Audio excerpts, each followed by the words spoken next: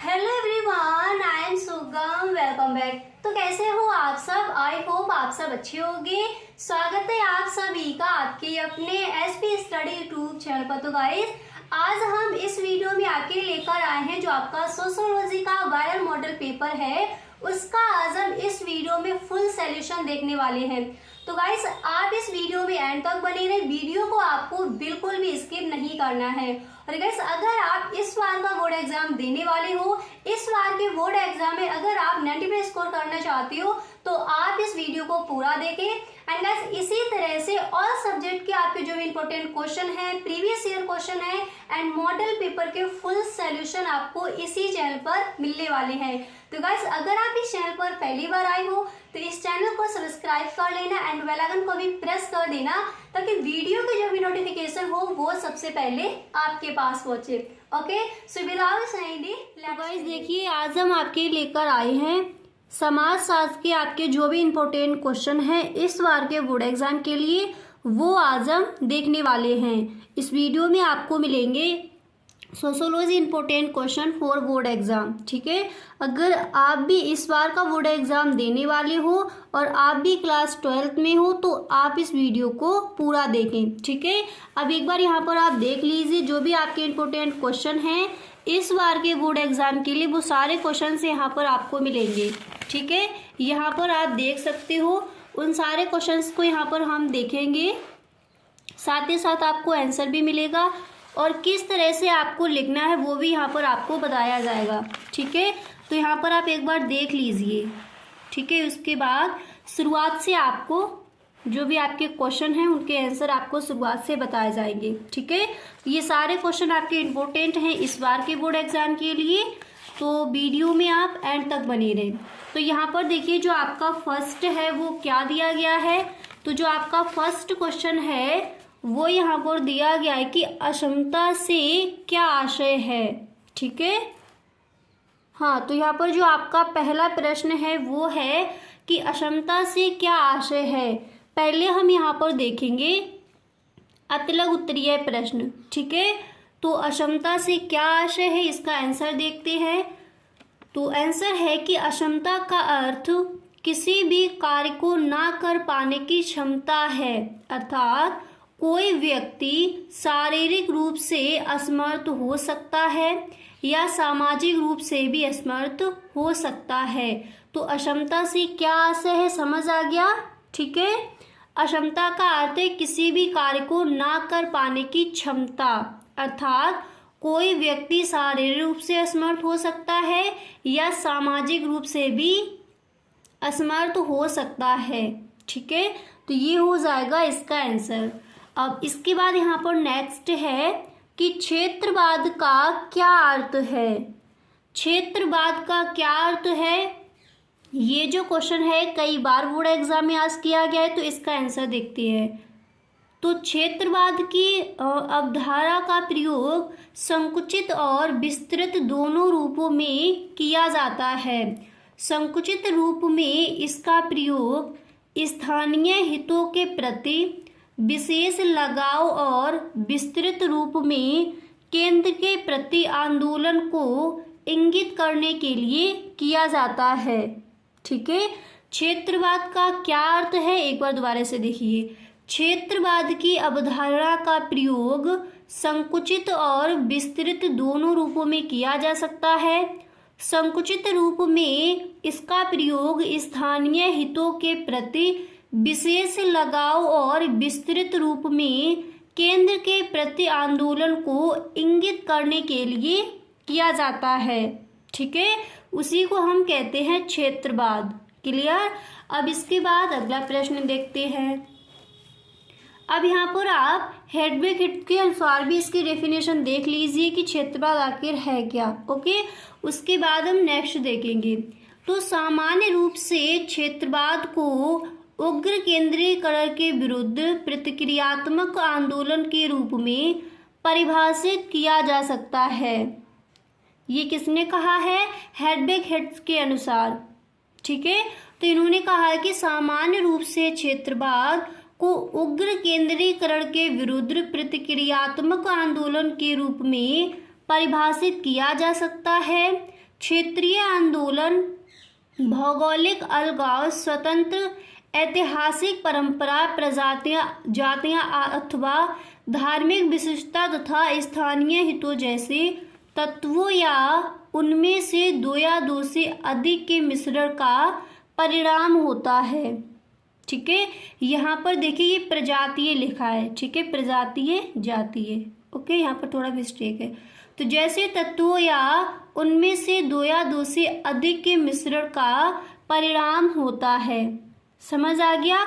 अब इसके बाद नेक्स्ट क्वेश्चन देखते हैं।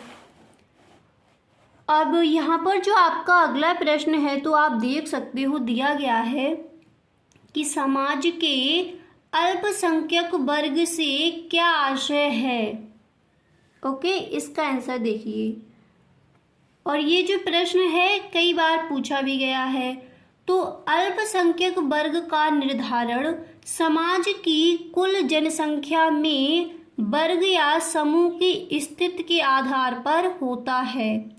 जिन समूहों का कुल जनसंख्या में न्यून प्रतिनिधित्व है उन समूहों को अल्पसंख्यक वर्ग कहा जाता है। समझ आ गया। अल्पसंख्यक वर्ग का निर्धारण समाज की कुल जनसंख्या में वर्ग या समूह की स्थिति के आधार पर होता है। जिन समूहों का कुल जनसंख्या में न्यून प्रतिनिधित्व है उन समूहों को अल्पसंख्यक वर्ग कहा जाता है। ठीक है, इसके बाद देखिए आपको लिखना है कि व्यवहारिक रूप से समाज में जिस धर्म या जाति के सदस्यों की संख्या बहुत कम है वे अल्पसंख्यक हैं। ठीक है, तो आई होप आपको समझ आ गया होगा कि समाज के अल्पसंख्यक वर्ग से क्या आशय है। क्लियर। अब इसके बाद यहाँ पर आप देख सकते हो जो अगला प्रश्न है वो दिया गया है। नेक्स्ट प्रश्न है कि 2011 की जनसंख्या में भारत की नगरीय और ग्रामीण जनसंख्या कितनी है। ठीक है, ये क्वेश्चन आपका अतिलघु उत्तरीय प्रश्न में इस बार पूछा जा सकता है। तो इसका आंसर हो जाएगा 2011 की जनगणना में 31.8% जनसंख्या नगरीय तथा 8.2% जनसंख्या ग्रामीण है। ठीक है, इस तरह से आप इस प्रश्न का आंसर लिखोगे। याद हो गया। और इसके बाद यहाँ पर नेक्स्ट आपका दिया गया है कि अनुसूचित जातियों की दो प्रमुख समस्याएं बताइए। अनुसूचित जातियों की दो प्रमुख समस्याएं बताइए। तो देखिए इनकी जो दो समस्याएं हैं वो कौन कौन सी हैं। तो अनुसूचित जातियों की दो मुख्य समस्याएं हैं। फर्स्ट आपको यहाँ पर लिखना है कि अनेक प्रकार के प्रतिबंधों की समस्या। ठीक है, एंड सेकंड आप लिखोगे कि आर्थिक अवसरों की समस्या। समझ आ गया। और 2011 की जनसंख्या में भारत की नगरीय और ग्रामीण जनसंख्या कितनी है। तो 2011 की जनसंख्या में 31.8% जनसंख्या नगरीय तथा 8.2% जनसंख्या ग्रामीण है। अनुसूचित जातियों की प्रमुख समस्याएं कौन कौन सी हैं। तो अनुसूचित जातियों की दो मुख्य समस्याएं हैं। अनेक प्रकार के प्रतिबंधों की समस्या, आर्थिक अवसरों की समस्या। ठीक है, अब इसके बाद यहाँ पर आप देख सकते हो अगला प्रश्न है आपका कि सांस्कृतिक विविधता से क्या आशय है। सांस्कृतिक विविधता से क्या आशय है, इसका आंसर देखते हैं। तो सांस्कृतिक विविधता से आशय उस स्थिति से है जब किसी देश या क्षेत्र में एक ही समय पर अनेक सांस्कृतिक विशेषताएं पाई जाती हैं। सांस्कृतिक विविधता से आशय उस स्थिति से है जब किसी देश या क्षेत्र में एक ही समय पर अनेक सांस्कृतिक विशेषताएं पाई जाती हैं। इसके बाद आप लिखोगे कि भाषागत एवं भौगोलिक विचारधाराओं तथा कलाओं की पर्याप्त विविधता पाई जाती है। ठीक है, तो आई होप आपको समझ आ गया होगा कि सांस्कृतिक विविधता से क्या आशय है। इसका जो आंसर है वो आप किस तरह से लिख कर आओगे। ठीक है, अब यहाँ पर आप देख सकते हो नेक्स्ट प्रश्न, ये आपका very very most important question है। अच्छे से आप इस प्रश्न को तैयार कर लीजिए इस बार के बोर्ड एग्जाम के लिए। तो क्वेश्चन आपका है कि दबाव समूह या हित समूह से आप क्या समझते हैं। ठीक है, दबाव समूह या हित समूह से आप क्या समझते हैं, क्वेश्चन आपका दिया गया है। तो इसका आंसर हो जाएगा कि समाज के कुछ संगठित समूह अपने अपने हितों की सुरक्षा के लिए शासन पर ऐसे कानूनों को पारित करने या ऐसी नीति का अनुसरण करने के लिए दबाव डालते हैं जिनसे समूह अपने अपने हितों की रक्षा कर सके। ठीक है, ऐसे ही गुटों को राजनीति शास्त्र में दबाव समूह अथवा हित समूह के नाम से संबोधित किया जाता है। तो याद हो गया आंसर, एक बार दोबारा से देख लीजिए, यहीं पर आपको सारे जो भी आपको क्वेश्चन बताए जाएं उनके आंसर यहीं पर आपको समझ लेनी है। ठीक है, तो दबाव समूह या हित समूह क्या है, समाज के कुछ संगठित समूह अपने अपने हितों की सुरक्षा के लिए शासन पर ऐसे कानूनों को पारित करने या ऐसी नीति का अनुसरण करने के लिए दबाव डालते हैं जिनसे समूह अपने अपने हितों की रक्षा कर सके। ऐसे ही गुटों को राजनीति शास्त्र में दबाव समूह अथवा हित समूह के नाम से संबोधित किया जाता है। ठीक है, इस तरह से आप इस क्वेश्चन का आंसर लिखकर आओगे। इसके बाद नेक्स्ट यहाँ पर जो आपका प्रश्न है वो दिया गया है, आप देख सकते हो कि प्रजनन दर से क्या आशय है। ठीक है, तो इसका आंसर हो जाएगा कि जनसंख्या की स्थिति को समझने के लिए प्रजनन दर को भी ज्ञात किया जाता है। प्रजनन दर से आशय बच्चे पैदा कर सकने की आयु अवधि में संबंधित। ठीक है, प्रति हजार स्त्रियों की, इसके बाद आप लिखोगे प्रति हजार स्त्रियों की इकाई के पीछे जीवित जन्मे बच्चों की संख्या से है। बच्चे पैदा करने की अवधि सामान्य रूप से स्त्री की 15 वर्ष से 49 वर्ष की आयु अवधि को माना जाता है। इसी को हम कहते हैं प्रजनन दर। ठीक है, इसके बाद यहाँ पर अगला प्रश्न आपका दिया गया है, ये भी आपका very very most important question है, अच्छे से इसको आप तैयार कर लेंगे। ठीक है, तो प्रश्न आपका क्या है कि राष्ट्र से आप क्या समझते हैं। तो देखते हैं इसका आंसर क्या हो जाएगा। तो राष्ट्र से आशय जनसंख्या के उस समूह से है जो अपने आप को एक समुदाय के रूप में प्रस्तुत करता है तथा अनेक साझा विशिष्टताओं पर आधारित होता है। इस प्रकार की मुख्य विशेषताएं हैं, इसके बाद आप लिखोगे कि सामान्य भाषा, एक निश्चित भौगोलिक स्थिति, इतिहास, धर्म, प्रजाति तथा राजनीतिक आकांक्षाएं। ठीक है, तो राष्ट्र से आप क्या समझते हैं। आई होप इसका आंसर आपको अच्छे से समझ आ गया होगा। ठीक है, अब यहाँ पर हम देखेंगे कि जो हमारे लघु उत्तरीय प्रश्न हैं वो कौन कौन से हमें तैयार कर लेने हैं इस बार के बोर्ड एग्जाम के लिए। तो यहाँ पर आप देख सकते हो फर्स्ट आपका जो क्वेश्चन है वो यहाँ पर दिया गया है कि अदृश्य हाथ से क्या तात्पर्य है। प्रश्न क्या है कि अदृश्य हाथ से क्या तात्पर्य है। तो एडम स्मिथ के अनुसार देखते हैं कि इन्होंने अदृश्य हाथ की परिभाषा किस तरह से बताई है। ठीक है, तो एडम स्मिथ ने कहा कि अदृश्य हाथ एक अदृश्य तंत्र को संदर्भित करता है जो संसाधनों की आपूर्ति और मांग के बीच संतुलन बनाए रखता है। इस प्रकार ऐसा प्रतीत होता है कि कोई एक अदृश्य बल यहाँ काम करता है जो इन व्यक्तियों के लाभ की प्रवृत्ति को समाज के लाभ में बदल देता है। ठीक है, तो आई होप आपको समझ आ गया होगा कि अदृश्य हाथ क्या है। क्लियर। अब इसके बाद यहाँ पर आप देख सकते हो अगला प्रश्न क्या है। तो नेक्स्ट क्वेश्चन यहाँ पर आपका दिया गया है, आप देख सकते हो।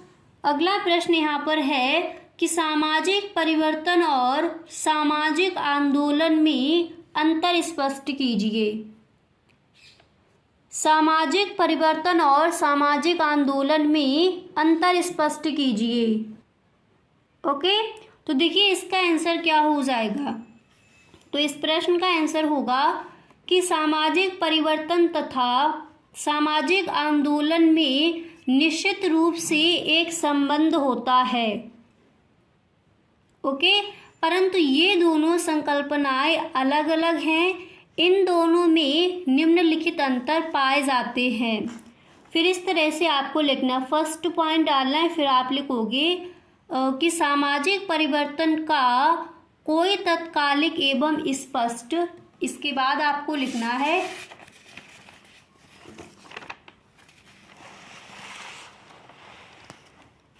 स्पष्ट उद्देश्य नहीं होता।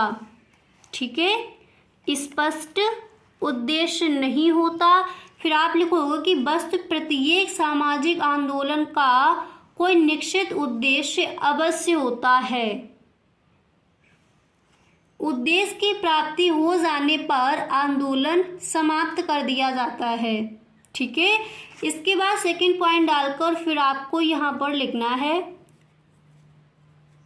कि सामाजिक परिवर्तन की प्रक्रिया अचेतन रूप से चलती रहती है।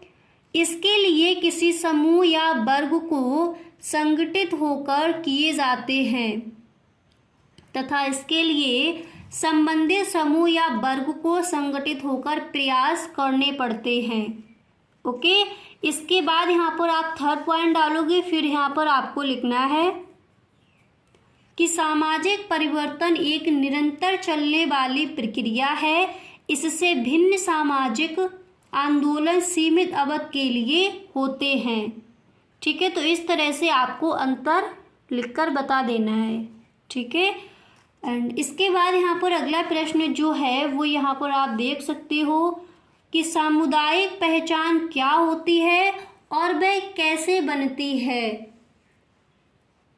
क्वेश्चन क्या है, प्रश्न आपका है कि सामुदायिक पहचान क्या होती है और वह कैसे बनती है, इसको हमें समझाना है।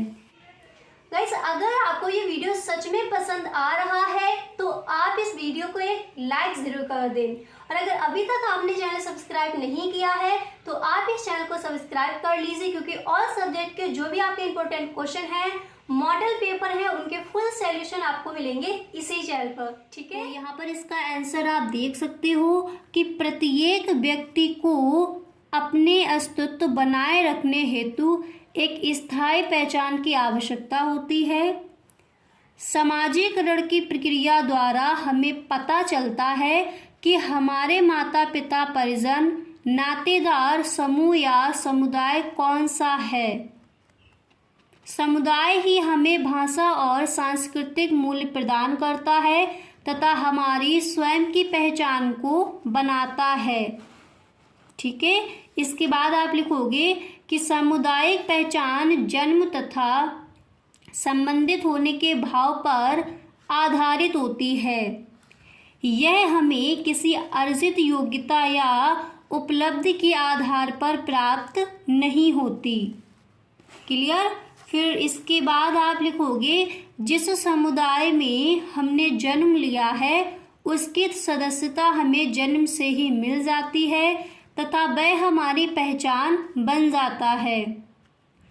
परिवारों, धार्मिक अथवा क्षेत्रीय समुदायों की सदस्यता के लिए कोई योग्यता एवं कुशलता की आवश्यकता होती है और ना ही किसी प्रकार की परीक्षा पास करनी पड़ती है। ठीक है, तो आई होप आपको इस प्रश्न का आंसर समझ आ गया होगा कि सामुदायिक पहचान क्या होती है और वह कैसे बनती है। ठीक है, इस प्रश्न का आंसर आपको अच्छे से क्लियर हो गया होगा। अब इसके बाद हम देखेंगे जो हमारा नेक्स्ट क्वेश्चन है वो क्या है। अब इसके बाद यहाँ पर आप देख सकते हो जो आपका नेक्स्ट क्वेश्चन है तो वो यहाँ पर दिया गया है अगला प्रश्न कि हित समूह प्रकारशील लोकतंत्र के अभिन्न अंग हैं, चर्चा कीजिए। ठीक है, कई बार बोर्ड एग्जाम में आस्क किया गया है तो इस प्रश्न का भी आंसर आपको सही ढंग से याद कर लेना है। ठीक है, हित समूह प्रकारशील लोकतंत्र के अभिन्न अंग हैं, चर्चा कीजिए। तो देखते हैं इसका आंसर क्या हो जाएगा। तो इसका आंसर हो जाएगा कि किसी भी लोकतांत्रिक देश में हित समूहों का विशेष महत्व होता है और राजनीतिक दल हित समूह के मुद्दों को उठाते हैं ताकि वे उनका समर्थन कर सकें। यदि किसी हित समूह को लगता है कि उसके हित की बात नहीं की जा रही है तो वह एक अलग राजनीतिक दल बना लेता है। ठीक है, इस तरह से आप लिखोगे तो वह अलग अपना एक राजनीतिक दल बना लेता है। हित समूह राजनीतिक क्षेत्र में कुछ निश्चित हितों को पूरा करने के लिए बनाए जाते हैं। इसके बाद आप लिखोगे उनका उद्देश्य वैधानिक अंगों के सदस्यों का समर्थन प्राप्त करना है। बिना हित समूहों के एक प्रकारात्मक लोकतंत्र की कल्पना नहीं की जा सकती। तो हित समूह प्रकारशील लोकतंत्र के अभिन्न अंग हैं, इस पर आपको चर्चा करनी है। तो इस तरह से आप इस प्रश्न का आंसर लिख कर आओगे। क्लियर हो गया अच्छे से। अब यहाँ पर जो आपका नेक्स्ट प्रश्न है उसको देखते हैं। अगला प्रश्न है कि अस्पृश्यता क्या है। कई बार क्वेश्चन बोर्ड एग्जाम में आस्क भी किया गया है। तो अस्पृश्यता क्या है इसको समझते हैं। तो आप इस प्रश्न का आंसर इस तरह से लिखोगे कि अस्पृश्यता जाति व्यवस्था का एक अत्यंत घृणित एवं दूषित पहलू है जो धार्मिक एवं कर्मकांडीय दृष्टि से शुद्धता एवं अशुद्धता के पैमाने पर सबसे निम्न जातियों के सदस्यों के विरुद्ध अत्यंत कठोर सामाजिक नियोक्ताओं का विधान करता है। अस्पृश्य अर्थात अछूत माने जाने वाली जातियों का जाति सोपान या अधिक्रम में कोई स्थान ही नहीं रहा है। उन्हें इतना शुद्ध एवं अपवित्र माना जाता रहा है कि उनके जरा छू जाने से ही अन्य सभी जातियों के सदस्य अशुद्ध हो जाते हैं। ठीक है, तो अस्पृश्यता क्या है समझ आ गया। इस तरह से आप इस प्रश्न का आंसर लिख कर आओगे। क्लियर। अब इसके बाद नेक्स्ट देखते हैं। इसके बाद नेक्स्ट प्रश्न है कि प्रतिवेदन किसे कहते हैं। प्रतिवेदन किसे कहते हैं। तो इसका आंसर हो जाएगा कि वैज्ञानिक पद्धति का अंतिम चरण प्रतिवेदन तैयार करना है। प्रतिवेदन को इसलिए महत्वपूर्ण स्थान दिया जाता है क्योंकि इससे अन्य सभी चरणों का संपूर्ण विवरण दिया जाता है। विवरण इस प्रकार से दिया जाता है ताकि इसे पढ़ने वाले लेखक, फिर इसके आगे आप लिखोगे लेखक जो कहना चाहता है उसे समझ सके।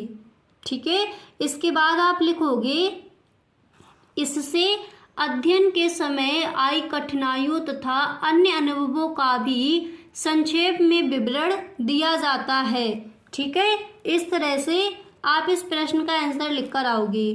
अब इसके बाद यहाँ पर आप देख सकते हो जो आपका नेक्स्ट प्रश्न है वो यहाँ पर दिया गया है कि कृषक समाज क्या है। कृषक समाज क्या है।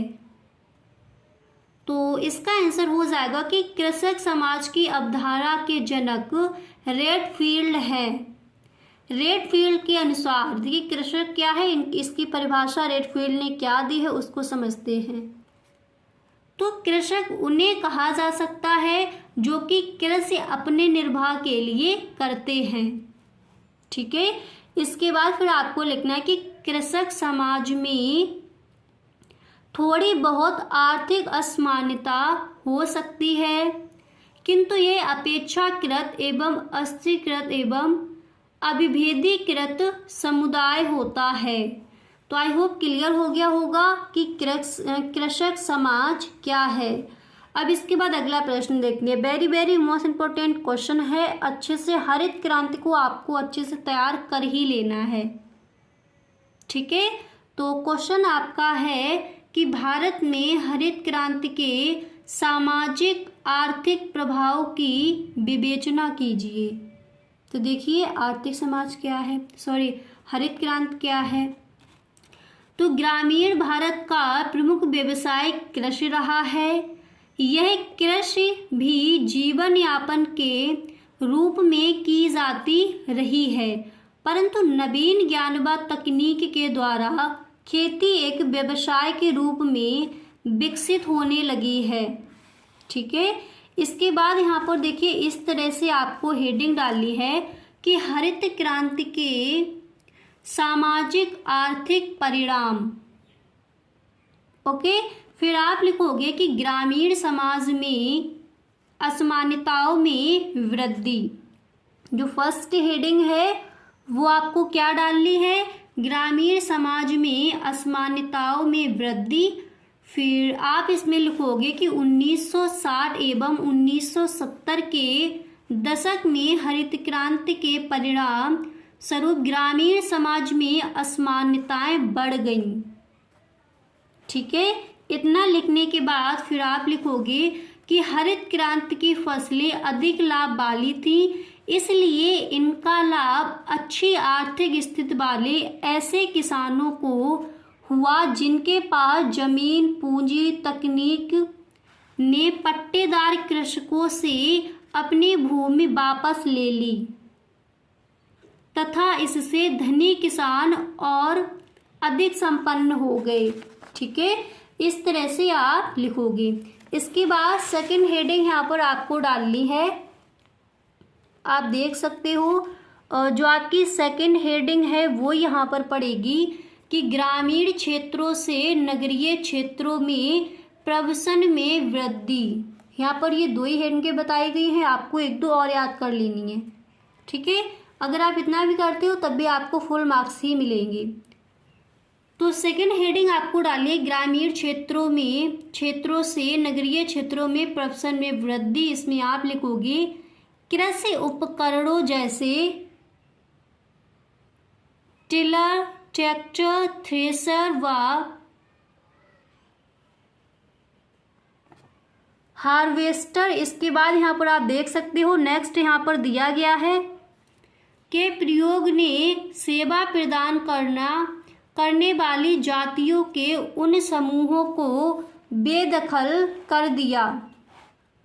ठीक है, जो कृषि संबंधी क्रियाकलापों को करते थे। समझ आ गया, एक बार दोबारा से पढ़ती हैं। कृषि उपकरणों जैसे टिलर, ट्रैक्टर, थ्रेसर व हार्वेस्टर के प्रयोग ने सेवा प्रदान करने वाली जातियों के उन समूहों को बेदखल कर दिया जो कृषि संबंधी क्रियाकलापों को करते थे। ठीक है, तो ये हो जाएगा आपका आंसर। अब यहाँ पर आप देख सकते हो कि विस्तृत उत्तरीय प्रश्न कौन कौन से हैं जो इस बार के बोर्ड एग्जाम के लिए इम्पोर्टेंट हैं, जो आपको तैयार करने हैं, उनको यहाँ पर हम देखते हैं। तो फर्स्ट है कि यहाँ पर दिया गया है कि माल्थस के जनसंख्या सिद्धांत की विवेचना कीजिए।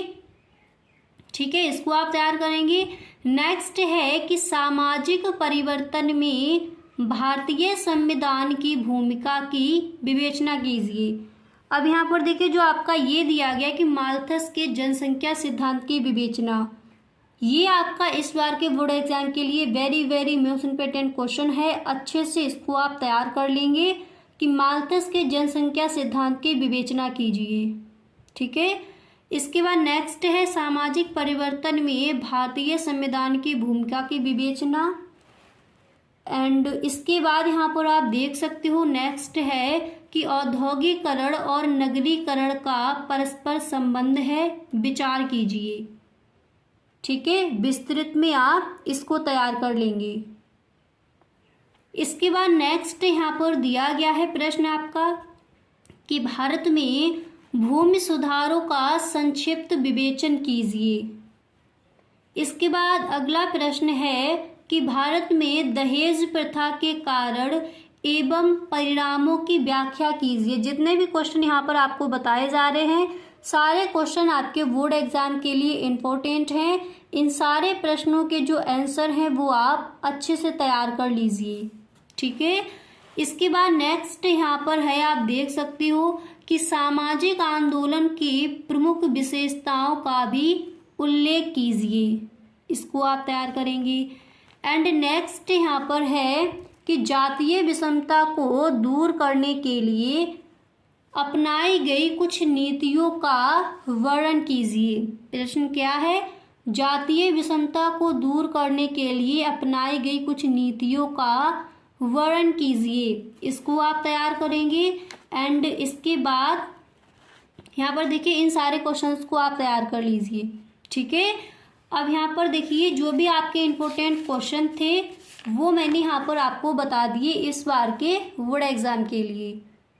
तो गाइस अगर सच में आपको वीडियो पसंद आया है तो please tell me in the comment box. और गाइस इसी तरह से आपको कौन से सब्जेक्ट के जो इम्पोर्टेंट क्वेश्चन है वो आपको चाहिए वो आप हमें कमेंट बॉक्स में ज़रूर बताएं। अगर सच में वीडियो पसंद आया है तो इस वीडियो को आप एक लाइक ज़रूर कर दें। Okay, thank you so much.